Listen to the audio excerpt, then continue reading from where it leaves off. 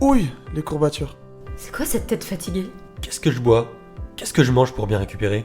Comment gommer ma cellulite? Pouh, j'ai dormi 3 heures cette nuit. Elle va être dure ma séance de frac.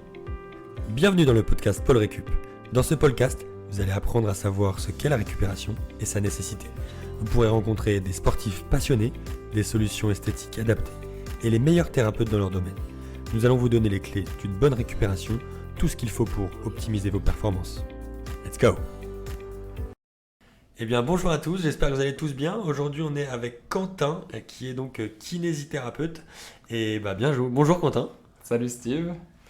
Eh ben Quentin, je vais te laisser te présenter. Ok, alors du coup, moi je m'appelle Quentin Longeau, donc je suis kiné depuis 2013. J'ai créé du coup avec mon associé Rémi David dans Paris un centre de kiné qui s'appelle Octo. Du coup voilà, on s'est formé, que ce soit moi ou lui, on s'est formé depuis une dizaine d'années sur pas mal de formations autour du sport, notamment de la thérapie manuelle. Et du coup, on a essayé de créer un cabinet orienté autour de notre vision de la kiné. Une vision peut-être un peu plus moderne, donc tournée sur l'actif, mais quand même avec une petite partie un peu de passif et de thérapie manuelle.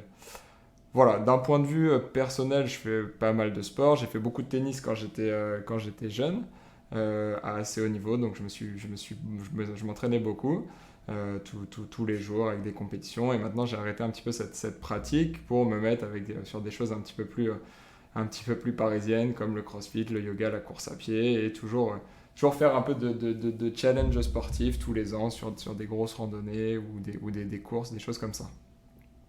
Donc voilà à peu près pour la présentation. Génial. Et ben du coup, quel est le but de ton métier, donc kinésithérapeute? Alors nous, en tant que kiné, donc moi il y a plusieurs facettes dans notre métier. Donc comme je le disais, nous notre cabinet, on a essayé de l'orienter vers notre vision en fait de la kiné, donc qui est plutôt une kiné dynamique, moderne.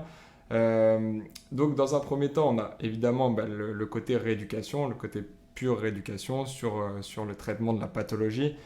Donc là, le traitement de la pathologie, c'est les patients qui viennent nous voir avec des objectifs précis sur une blessure, sur une douleur de genou, de dos, une entorse, une tendinopathie. Voilà, donc nous, l'idée, c'est de répondre aux objectifs du patient et du coup, de le rééduquer dans sa pathologie.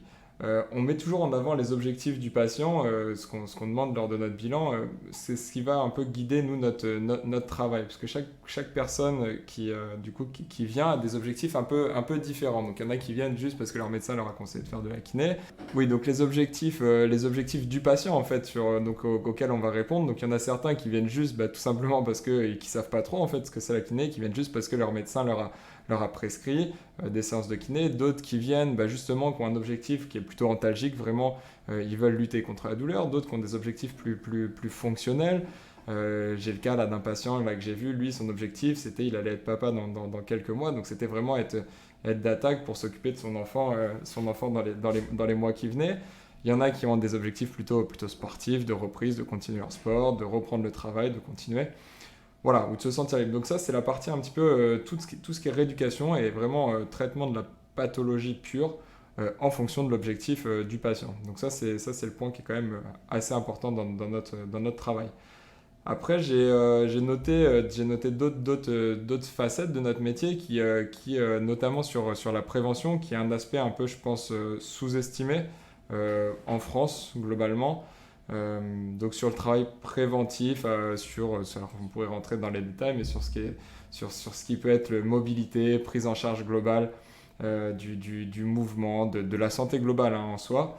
Donc ça, c'est un aspect qui est un peu sous-estimé, qu'on essaye nous de développer dans notre centre, et je pense qu'il pourrait être un peu plus développé.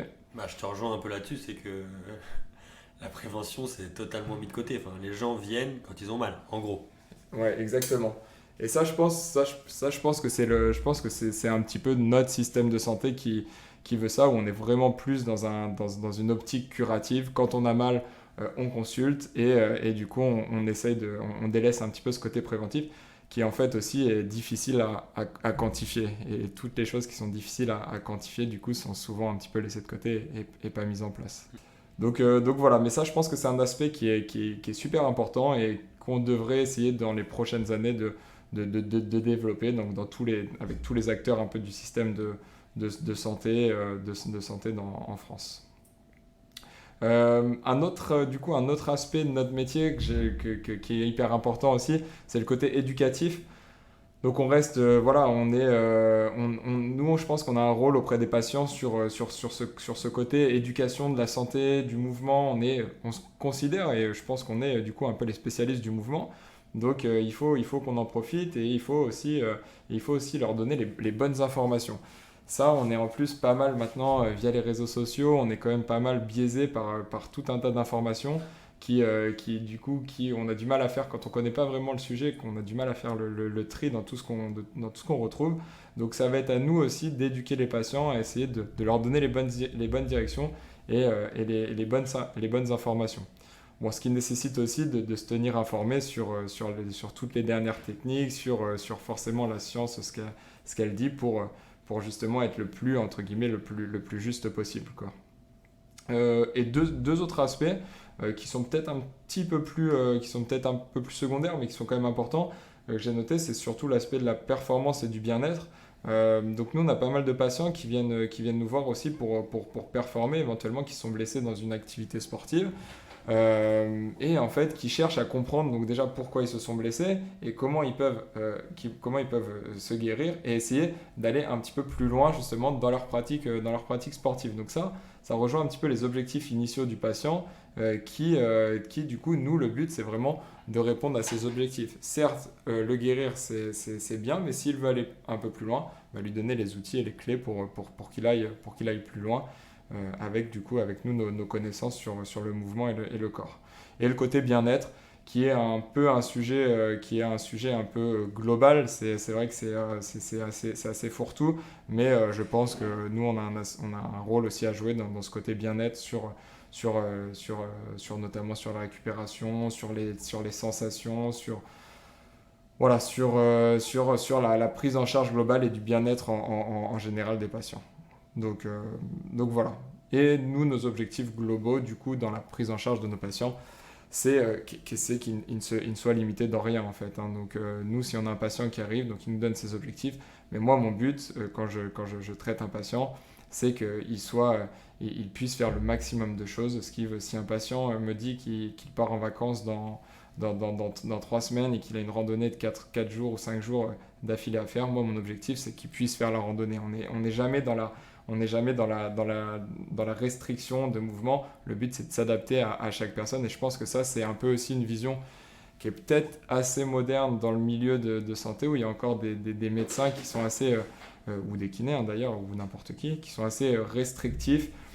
Tu as une douleur, tu mets de côté ton activité et tu essaies, alors que nous, on est plutôt dans une approche où, quoi qu'il arrive, on va essayer de répondre à l'objectif du patient, du coup, et essayer de pas limiter justement ses activités. S'il a envie de marcher, le but c'est qu'il marche. Voilà. Si j'ai une patiente là qui arrive, qui est yogi, qui pratique beaucoup, qui a besoin qui a envie de faire des postures sur la tête, moi mon objectif c'est de trouver tous les moyens pour répondre à son objectif et qu'elle puisse faire cette posture de la tête, et pas lui dire non, t'arrêtes complètement ça, tu fais pas de posture en handstand ou en headstand pour justement te préserver. Donc le but c'est d'essayer de trouver les solutions pour répondre toujours à ces objectifs du patient. Donc ça, voilà. C'est vrai que les gens ont besoin de ça, ont besoin de ce côté un peu pushy, et surtout on sort un peu on va dire du doc à l'ancienne qui va immobiliser. À la rigueur t'immobilises quand c'est cassé, évidemment. Exactement. Et encore, je pense que maintenant, ça va être de plus en plus remis en question, où tu peux immobiliser. Mais il y a tellement de choses à faire autour de l'immobilisation. On en reparlera probablement après, mais du coup, cette notion de repos, qui doit être une notion peut-être de repos plus relatif que total maintenant.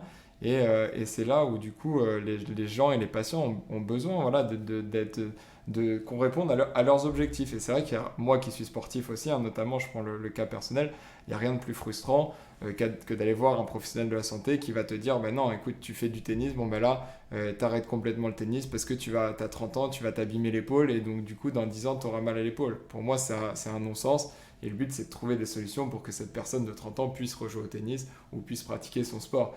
Le limiter, être restrictif dans sa passion, dans sa discipline, pour moi, c'est pas une solution. On botte en touche, mais on cherche pas de solution. Ah, c'est un handicap, hein, le mental, il prend cher, quoi. Exactement. Ok. Question fondamentale. Quelle est la différence pour toi entre la récupération physique et la réhabilitation physique? Ok, alors du coup, moi je pense que le pont entre ces termes, le bridge là est un peu vraiment étroit. Pour moi, tout est en corrélation, tout est lié.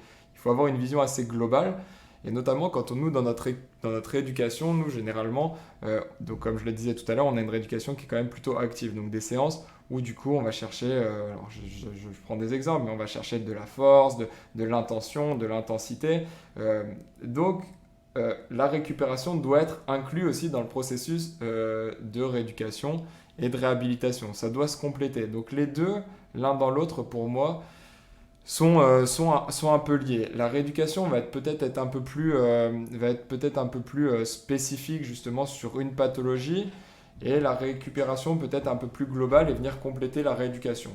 La différence est un peu compliquée pour moi, mais quand on a une vision assez globale, les deux sont en lien. Et le rôle du kiné, je pense que, comme on le disait tout à l'heure, dans les buts de notre métier, c'est aussi d'éduquer justement les patients sur ces questions de récupération et comment pouvoir mettre en place une récupération entre les séances ou même après à terme dans la reprise de son sport. Et on doit être assez averti sur les différentes techniques qu'on peut employer pour leur donner, encore une fois, les bons outils et on va dire les informations les plus pertinentes et cohérentes, et pas forcément tout ce qu'on voit à droite, à gauche, et voilà. Génial, j'adore cette réponse, elle est très équilibrée et c'était parfait. Parlons un peu plus technique, on va rentrer dans les différentes un peu blessures. Nous ici on voit pas mal de tendinites, d'entorses, des TFL. Quels sont vos traitements un peu au CAB, et qu'est-ce que tu recommandes toi pour accélérer la récupération en soins récup, que ce soit à la maison ou en centre comme chez nous chez Pôle Récup? Ouais, alors c'est une bonne question. Alors bon, c'est vrai que chaque pathologie après va avoir ses spécificités, donc mais si je fais une réponse quand même assez globale, bon, nous ce qu'on voit comme pathologie au cabinet, donc il y a pas mal de pathologies sportives qui sont plutôt des pathologies micro-traumatiques. Et ça, ces pathologies micro-traumatiques, notamment sur par exemple des syndromes de l'essuie-glace, des syndromes rotuliens, des tendinopathies, c'est une surcharge de contraintes à un instant T sur le corps. La structure, donc notamment n'importe quelle articulation, n'importe quel tendon, n'est sûrement pas prête à supporter la charge qu'on lui met, la charge de travail à l'instant T. Donc, en gros, il faut essayer de comprendre ça et réfléchir à qu'est-ce qu'on peut mettre en place sur ça. Dans un premier temps, le but, c'est de diminuer la charge de travail sur la structure. Mais comme on le disait tout à l'heure, c'est pas de mettre au repos total le patient. Au contraire, on sait que justement le mouvement va apporter des choses. Donc on part plus sur un repos relatif. Si un mouvement peut irriter, une charge de travail, une intensité va irriter la zone, on va essayer de diminuer et de comprendre, peut-être en diminuant l'intensité, peut-être en diminuant la charge, le nombre de répétitions, les amplitudes, mais toujours quand même en gardant cette notion de mouvement pour continuer à charger la zone, mais sans l'irriter, donc en diminuant quand même les contraintes qu'on apporte dessus.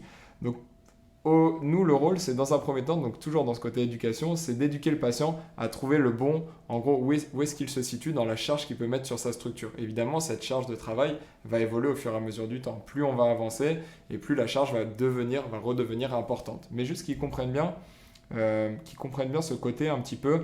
Si je surcharge trop mes articulations ou mes structures tendineuses ou musculaires, et que je ne suis pas capable de supporter ça à l'instant T, peut-être que du coup ça peut réagir. Donc ça, c'est vraiment ce côté éducatif. Donc typiquement, si je prends l'exemple, ça pourrait être, ça nous arrive très souvent, c'est le patient qui part en vacances sur 2 mois l'été et qui se remet à courir. Il courait classiquement 2 fois par semaine, 10 km, sans vraiment en plus forcément de plan d'entraînement ou quelque chose comme ça. Pour lui, il était capable en septembre, après 2 mois de repos, de recourir ces 10 km à la même vitesse, etc. Typiquement, on peut le retrouver avec une tendinopathie d'Achille ou une aponevrosite plantaire, juste parce que ces structures se sont un petit peu déconditionnées et il n'était plus prêt à resupporter cette charge de travail au mois de septembre, même s'il arrivait à le faire quelques semaines ou quelques mois avant. Donc là, c'est justement manager un peu la charge pour qu'il retrouve justement, pour qu'il puisse recourir, mais peut-être en diminuant un petit peu sa vitesse, en diminuant sa distance totale, et trouver un petit peu comment dire, cet équilibre. Comme on disait tout à l'heure, le traitement est plutôt actif, nous, d'entrée sur toutes les pathologies microtraumatiques. On avait tendance à l'ancienne, du coup, à être assez passif, du coup, sur nos traitements. On en fait encore, hein, nous, de la thérapie manuelle, des techniques de dry needling, de plein de choses. Mais on essaye quand même de garder ce côté actif et de justement montrer au patient que c'est pas parce qu'il est blessé qu'il doit complètement arrêter et du coup, juste trouver son équilibre. Donc ça, c'est le premier point qui est hyper important. Donc ça, c'est cette éducation. Le deuxième point, c'est après trouver toutes les techniques possibles, justement, qui sont en lien du coup avec sa pathologie pour le traiter. Donc c'est le mouvement, comme on disait, avec des vertus anti-inflammatoires. Éventuellement, s'il y a de l'œdème sur une entorse, éventuellement du drainage, éventuellement du froid, de la cryothérapie, de la pressothérapie. Mais bon, surtout orienté au niveau du mouvement. Pour revenir un petit peu sur cette notion de froid qui est quand même qui est importante aussi, ça, il y a pas mal de protocoles là, qui sont sortis récemment. Donc ça, c'est toujours la question, ça c'est la grande question des patients qui viennent nous voir, le froid, le chaud, qu'est-ce qu'il faut. En soi j'ai l'impression qu'au fur et à mesure des années, les études changent un petit peu leur fusil d'épaule, donc c'est toujours un petit peu difficile de se positionner. Dans les derniers protocoles, ce qui est plutôt conseillé, c'est dans les premiers jours. Donc, par exemple, si tu as une entorse, une lésion myoaponévrotique ou quelque chose, c'est de laisser la phase un peu inflammatoire sur les 3-4 premiers jours se faire et essayer de ne pas lutter contre cette phase inflammatoire. Donc, le froid qui peut être un anti-inflammatoire, peut-être essayer de l'éviter sur les 3-4 premiers jours et après, par contre, l'utiliser. Et comme je disais, c'est aussi en fonction du patient, des sensations. Un patient qui arrive avec une cheville à une semaine, la phase anti-inflammatoire qui est passée, sa cheville est toujours gonflée, il met du froid, ça va mieux, ça lui permet aussi d'avoir un effet antalgique, de mieux dormir, de mieux se mobiliser. Ben c'est parfait, nous, ça nous aide du coup dans le traitement derrière et donc ça c'est bénéfique. Chaque personne va réagir différemment aussi au traitement, donc que ça soit... Donc voilà.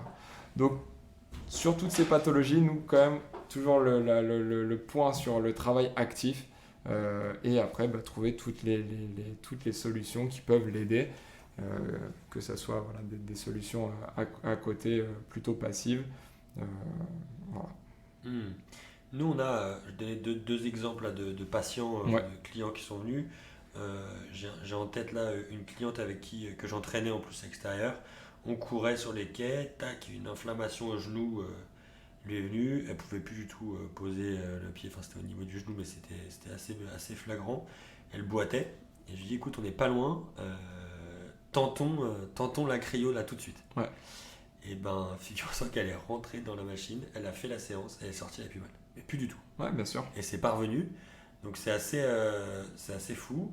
Et sur un autre cas comme ça, là, une grosse entorse de cheville, qui est donc il a eu son doc, l'inflammation était énorme, la cheville elle était triple volume, il a mis une attelle, béquille attelle, et il était off 2 semaines, non, off 2 mois. Il lui a dit arrête 2 mois. Donc là le gars il est arrivé dépité, il était quand même sportif pro en MMA, donc il était un peu fou.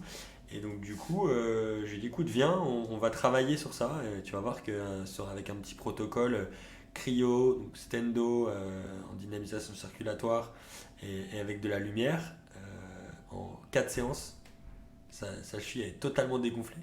Il reposait le pied par terre, il est revenu la semaine d'après et il a repris l'entraînement 3 semaines après. Ouais. Donc effectivement, je te rejoins sur action tout de suite, quoi. Ouais. Pas laisser faire, pas attendre que ça passe, quoi. Ouais, carrément. Et tu vois, encore, ça rejoint un peu ce qu'on disait tout à l'heure avec le protocole du médecin, un peu à l'ancienne. Bon, maintenant, sur les entorses de cheville, à moins qu'il y ait du coup à côté ce qu'on appelle un peu qui sont même pas des drapeaux rouges, mais des conséquences, style des arrachements osseux ou une fracture associée, bon, mettre des béquilles, décharger autant la zone, etc., c'est quand même un petit peu à l'ancienne. Après, chaque cas est différent, donc je ne connaissais pas la cheville de la personne. Mais c'est vrai que du coup, il est parti sur un protocole au début hyper passif et un peu contraignant finalement pour lui qui est sportif.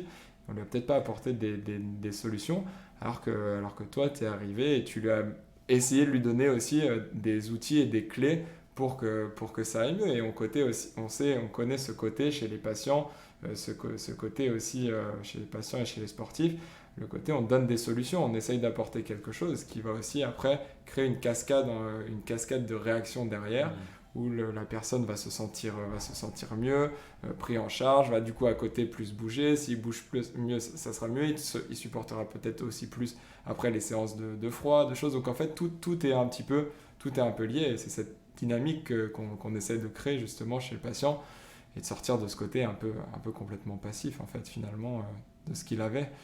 Et moi je reviendrai personnellement, on en reparlera sûrement tout à l'heure, mais sur moi, mon cas personnel, voilà, toutes ces notions, et il y a pas mal de patients qui ont fait aussi du froid, de la pressothérapie, bon, toutes sortes de techniques associées qu'on retrouve ici, et qui sont et c'est chez qui ça leur fait un bien fou aussi. Donc ça, c'est un point qui est vraiment à prendre en compte, qui est pas négligeable aussi, c'est la sensation du patient. On a tendance aussi un petit peu à l'oublier, et je trouve un petit peu, alors ça c'est pas mon petit coup de gueule, mais presque un petit peu aussi, c'est que là sur les réseaux sociaux actuellement, tout est tourné vers la science, qui est très bien. Je fais beaucoup de formations, c'est ce qu'on appelle nous dans l'EBP.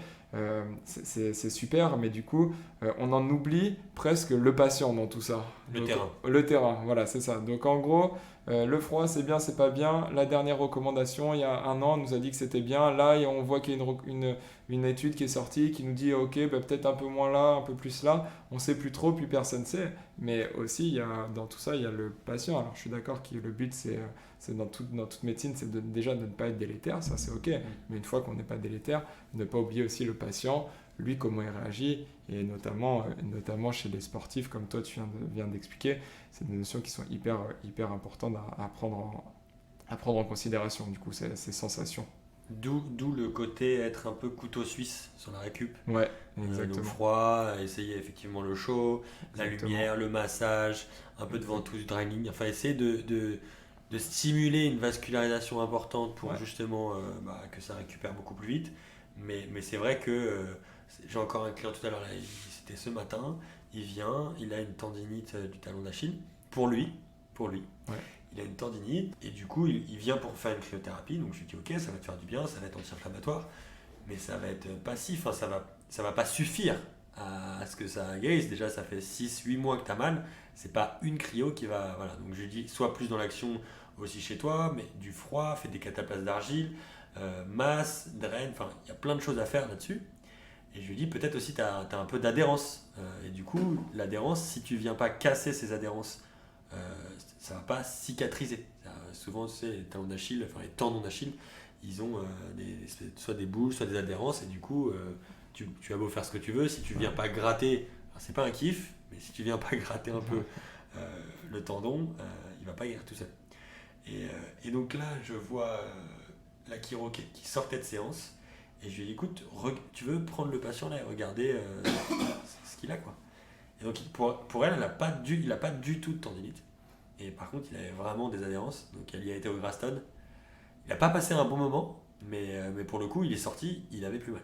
Donc Ouais, mais carrément, alors bon, là, ça pourrait être, c'est des histoires comme nous, on en a un peu toujours. Là, on pourrait revenir sur une notion un peu aussi globale, c'est le diagnostic. On n'en a pas trop parlé dans notre métier, tout à l'heure, dans les buts de notre métier, qui devient aussi, on a un peu plus de reconnaissance vis-à-vis de l'État et sur les diagnostics. Et ça, le diagnostic, qui a été fait du coup là pour le coup par la chiro, est souvent des fois, enfin très souvent, pas forcément le bon en fait. Et donc du coup, il faut aussi s'adapter du coup à nous le diagnostic, et après mettre en place tous les moyens thérapeutiques qui vont être adéquats avec le diagnostic et le bilan et les objectifs du patient. Donc si lui c'était pas une tendinopathie d'Achille, parce que du coup, il y a quand même pas mal d'examens cliniques qui peuvent confirmer, confirmer ça. C'était peut-être autre chose, et notamment venir travailler sur des adhérences, sur de la mobilité, sur des choses. Donc là, pour le coup, c'est intéressant. Mhm. Ok. Si la population récupérait davantage, quels seraient les bienfaits? J'aimerais avoir ta réponse sur cette question.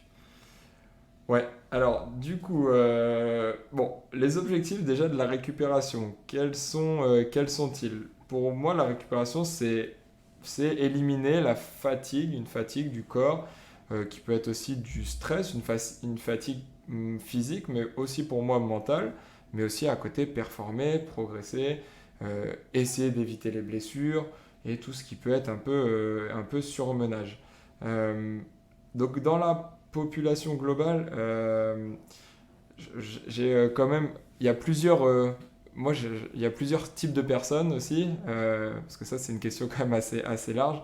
Il y a les sportifs qui sont déjà plus ou moins entraînés, donc qui s'entraînent beaucoup régulièrement. Il y a les gens sédentaires. Eux, même aussi avant de récupérer, je pense qu'il faut les faire bouger. Ça c'est la première chose. Et on en a de plus en plus. Voilà, les confinements successifs n'ont pas arrangé les choses. Et il y a aussi la troisième catégorie de personnes que j'appelle les sédentaires sportifs. Ça, c'est une nouvelle catégorie de personnes qui sont en fait complètement sédentaires dans la vie de tous les jours, mais qui font une séance ou deux de sport par semaine. Par contre, qui ne bougent plus du tout, qui ne marchent pas, qui prennent l'ascenseur, qui prennent... Et ça, du coup, ça, c'est un peu la nouvelle catégorie. C'est des gens qui pensent faire, du coup, aussi de beaucoup bouger, faire du sport. Mais du coup, c'est quelque chose de global, hein, le mouvement. Donc, si vraiment tu fais qu'une séance de sport dans la salle de sport par semaine et qu'à côté tu bouges pas, pour moi, on rentre dans une sédentarité globale. Donc déjà, c'est essayer de rééduquer un peu toute cette population à bouger. Et après, du coup, récupérer, mais comme on disait tout à l'heure, où les deux choses sont en lien. La récupération, comme on disait tout à l'heure, elle peut être active aussi, ou plutôt passive. Donc nous, on cherche des choses qui sont peut-être aussi actives au début et en complément passive. Et le but de tout ça, c'est de mettre en place des systèmes pour que les gens récupèrent récupèrent physiquement et, comme on disait tout à l'heure, psychologiquement. D'un point de vue global, dans la population, on parle pas mal d'espérance de vie. Là, maintenant, il y a des notions qu'on aborde de plus en plus. C'est aussi les notions de mieux vivre. Et du coup, là, la récupération rentre complètement dans ce cadre-là du mieux vivre. Donc, du bouger, mais aussi récupérer, se faire du bien à son corps. On est toujours un petit peu... on est un peu dépossédé de notre corps, de nos sensations actuellement. Les gens ne savent plus vraiment ils ne sont plus en lien avec leurs sensations. Donc là, l'idée, c'est d'essayer de les faire, d'essayer de leur redonner aussi des sensations et les remettre du coup en lien avec leur corps à eux, du coup, pour moi. Dans la population aussi, un point que j'aimerais bien aborder, mais qui me tient assez à cœur, c'est dans la globalité, hein, de la population, parce qu'on redétaillera un petit peu les différents types de populations que j'ai évoqués tout à l'heure. Mais je pense qu'il y a un côté important d'aller aussi un peu dans certains extrêmes maintenant, qu'on peut retrouver dans le froid, donc dans la cryothérapie, qu'on peut retrouver dans le sport, pour aussi qu'il y ait une adaptation de leur corps au niveau des gens. Je pense qu'on est un peu trop dans une zone de confort maintenant actuellement, où tout est mis en place pour que tout soit facile, et on ne stimule plus notre corps dans des situations un peu plus entre guillemets extrêmes. Et je pense que voilà, ça, il y a pas mal de choses sur notamment l'antifragilité, qui est un concept que j'aime bien là, qui a été décrit par Nassim Nicolas Taleb. Qui consiste à dire que en gros notre corps est fort, mais le but c'est vraiment de le stimuler pour le rendre encore plus fort.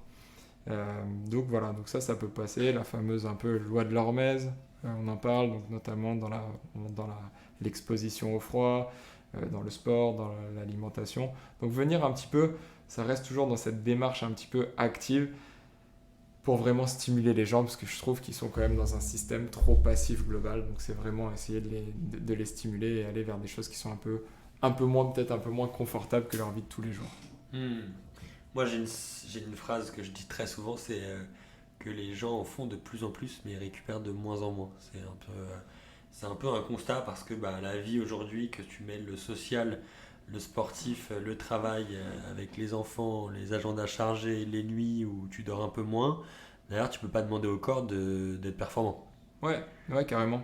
Carrément, et ça rejoint, après tu vas me dire toi ce que tu en penses, mais dans la récupération, il y a peut-être deux volets, enfin moi je vois deux volets, il y a la récupération physique, donc purement le côté un petit peu musculaire, cardiovasculaire, etc., mais il y a aussi le côté psychologique, et du coup peut-être que nous qui habitons à Paris, on se rend compte qu'il y a une fatigue globale et un surmenage aussi psychologique, et peut-être que la récupération peut avoir aussi un impact sur cette fatigue-là aussi, au-delà de la fatigue physique liée purement au sport, mais après comme on le sait, le côté psychologique et physique sont aussi étroitement liés. Donc forcément, si une fatigue psychologique est là, physiquement derrière, ça va être compliqué et vice-versa aussi. Donc, ce que je dis très souvent, c'est que ton corps, il est un peu comme ton téléphone et ta voiture. Tu as une batterie, à un moment donné, si tu la recharges pas, tu peux pas t'attendre à envoyer du gaz. Donc, carrément. C'est hyper important de s'écouter et surtout de se reposer, de se poser, de se dire où est-ce qu'est le curseur de ma batterie là, est-ce que je me sens bien. Souvent, on en parlait encore avec un client ce matin, c'est le gars prépare un marathon, on sait que les prépas marathons c'est dense et que si tu mets pas de récup vraiment intégré à ta prépa, le dernier mois il est tough et souvent les gars ils commencent les marathons, ils sont à 40% quoi. Ouais, bien sûr. Ouais, bien sûr, je suis d'accord avec toi. Et là, du coup, quand tu me dis ça, ça me fait penser aussi à l'idée que c'est hyper important aussi d'être accompagné par des gens qui ont les connaissances et qui sont déjà passés par ces étapes pour comprendre et aussi pour expliquer et pour éduquer les patients à leur dire écoute, moi j'y suis passé, j'ai déjà fait des prépas marathons, je suis beaucoup de clients pour des marathons et j'ai constaté qu'il y avait tout ça. Donc il faut aussi que tu inclues là, sinon tu vas finir comme ça. Donc essaye de.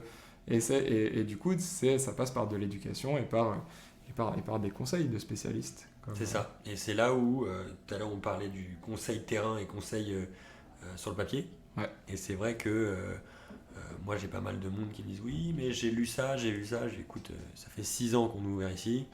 On a vu énormément de profils différents. Et crois-moi que le terrain, c'est le terrain. On voit des choses, on améliore les choses. Et crois-moi que c'est dans l'action que ça se passe. Ouais. Je suis totalement d'accord. Si on arrive justement à lier ce côté théorique avec ce côté pratique, je pense en incluant du coup le thérapeute, le patient, la science, donc ce qui est vraiment la démarche, je pense que là on est vraiment dans une triade vraiment très, très solide. Après, tu as des gens aussi qui vont se référer qu'au terrain. Ça, c'est peut-être aussi un peu empirique, un peu à l'ancienne aussi de raisonner comme ça, mais les gens aussi qui vont se référencer qu'à la science aussi et qui ne sont pas sur le terrain, je pense qu'il y a aussi des manques. Donc je pense qu'il faut essayer de tout allier et essayer de comprendre. On a rarement de science exacte et en fait, je pense, maintenant ça fait plusieurs années que je travaille, le corps est quand même pas mal, est plein de mystères et c'est compliqué de faire des généralités sur des choses sur le corps humain avec tellement de biais sur ce corps que voilà, je pense qu'il faut tout lier et pas rester sur une fixette de théorie ou de terrain. Totalement ok. Dernière question, quels sont un peu tes conseils de kiné et sportif sur la récup du sportif? On en a pas mal parlé, mais du coup une sorte de conclusion, le sportif, le sédentaire. Ouais, donc je reviens un petit peu, j'en ai parlé un tout petit peu avant, mais je reviens, donc moi ce que j'avais en tête, c'était ces 3 types de populations, donc les sportifs, les sédentaires et les sédentaires sportifs. Donc nous, les conseils kinés, et moi mon conseil notamment personnel, c'est déjà dans un premier temps, c'est de comprendre un petit peu la fonction, comprendre sa santé, comprendre un petit peu son bien-être, comment son équilibre, comment chaque personne fonctionne, comment fonctionne chaque être en fait, tout le monde va avoir un équilibre qui ne va pas se situer au même niveau. L'attente de chaque personne aussi va être différente. La réaction en fonction de ça sur les différentes techniques va être différente. Donc en fait, je pense qu'il faut vraiment, moi le conseil que j'ai, c'est vraiment que les gens explorent et les gens fassent un petit peu. Il y a pas mal de gens qui parlent mais qui n'agissent pas. Donc essayez d'agir, essayez du coup de comprendre comment votre corps fonctionne, toujours en suivant les conseils et surtout en les essayant ces conseils. On sait que les piliers de la récupération, et bon ça nous on les donne de plus en plus aussi dans la rééducation, donc dans nos séances kiné, sont le sommeil, l'importance du sommeil, l'importance de l'alimentation, l'importance de l'hydratation, la respiration. Moi je vois énormément de patients qui ne savent pas respirer, donc leur donner les bases, mais d'essayer aussi de le pratiquer chez eux et de comprendre un petit peu les sensations, comment leur corps réagit à ça quand ils se mettent sur un protocole ou quand ils essayent de respirer, quand on leur donne des informations. Voilà, essayez de voir votre alimentation, qu'est-ce qui peut vous convenir le mieux, comment votre corps réagit à ça. Donc c'est vraiment un peu moi le conseil, c'est vraiment explorer et pratiquer et trouver ce qui nous convient réellement. La récupération pour moi ça doit être aussi un peu un plaisir aussi, il ne faut pas que ça soit non plus trop une contrainte, donc il faut trouver des choses qui nous conviennent et qui sont en adéquation avec nous, ce qu'on aime et ce qui nous font du bien à l'instant T. Est-ce que du coup, utiliser une technique qui est vraiment qu'on a du mal à supporter, est-ce que ça va être bénéfique aussi? Donc explorer, il y a beaucoup de techniques, il y a beaucoup de choses à faire, explorer et trouver du coup son équilibre à soi personnel sur tout ça. Oui, c'est sûr que là-dessus je te rejoins. La récup c'est tout le temps et il faut le mettre. Souvent c'est sur les temps un petit peu. On va dire les temps morts dans le sens où quand tu es devant un film, quand tu fais quelque chose, tu lis un petit bouquin et tout, tu peux combiner les deux avec une petite botte de presso, un Compex, enfin quelque chose qui, toi, te demande pas d'effort, mais par contre, il se passe un truc. Ouais, carrément. Carrément, ça, je te rejoins, je te rejoins totalement. Mais là encore, où c'est qu'il faut que les gens prennent conscience des bienfaits, il faut que les gens le fassent et explorent et comprennent les sensations que ça leur procure et quel bienfait ça leur fait. Et à partir de ce moment-là, je pense que quand ils comprennent les choses, du coup, et qu'ils ont testé les choses, je pense que c'est plus facile à mettre en place derrière. Et donc, on est là, toi comme moi, pour leur faire découvrir et leur faire aussi vivre un peu une expérience.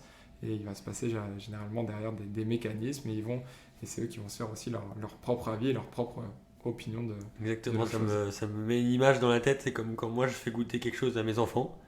À un moment donné, au début, ils disent non, j'en veux pas. Et en fait, ils goûtent et après, ça se passe bien.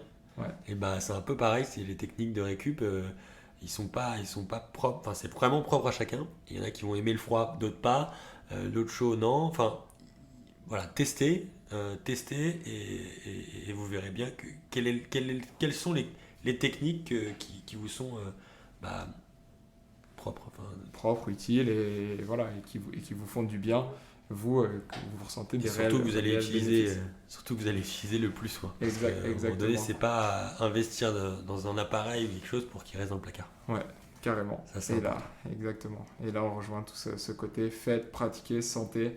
Mettez en place des choses sur un assez long terme aussi, parce que c'est sûr que si vous faites une séance de cryothérapie isolée, c'est très bien, mais peut-être que du coup, si vous en faites 5-6, vous allez plus comprendre le système, le mécanisme. C'est comme le sport, la première fois que vous pratiquez un sport, peut-être vous aimez pas, il se passe des choses, mais vous n'avez pas les codes, vous ne comprenez pas tout le mécanisme. Et quand vous commencez à progresser, à sentir de plus en plus de choses, c'est là aussi que du coup vous appréciez les choses et que vous rendez vraiment compte de l'utilité de la chose.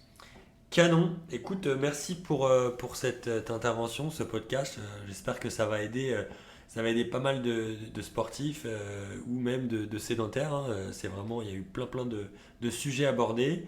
Merci Quentin d'être venu De rien. chez Pôle Récup pour ce podcast. Et puis donc Quentin, vous pouvez le retrouver donc, au centre Octo à Paris dans le 9e. Donne l'adresse pour être sûr. Au 8 rue Polyte-le-Bas dans le 9e arrondissement. Super, sinon vous allez voir directement sur le site internet Octo. Octo, OKTO. OKTO, voilà. Parfait. Okay. Eh bien, merci à tous. Je vous souhaite à tous une bonne journée et je vous dis à très bientôt. Salut Quentin. Merci Steve, ciao. Vous pouvez nous retrouver chaque semaine sur paulrecup.com. Les dernières actualités sur la récupération sportive et sur un fil actualisé en permanence. Paulcast, le podcast d'actualité d'une récupération idéale, disponible sur toutes les plateformes.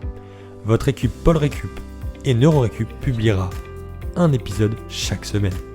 Pour n'en rater aucun, n'oubliez pas de vous abonner sur votre application audio préférée et si vous avez des questions sur la récupération, n'hésitez pas à nous écrire sur contact@paulrecup.com. Au plaisir de se voir chez Paul Récup et NeuroRécup. À bientôt!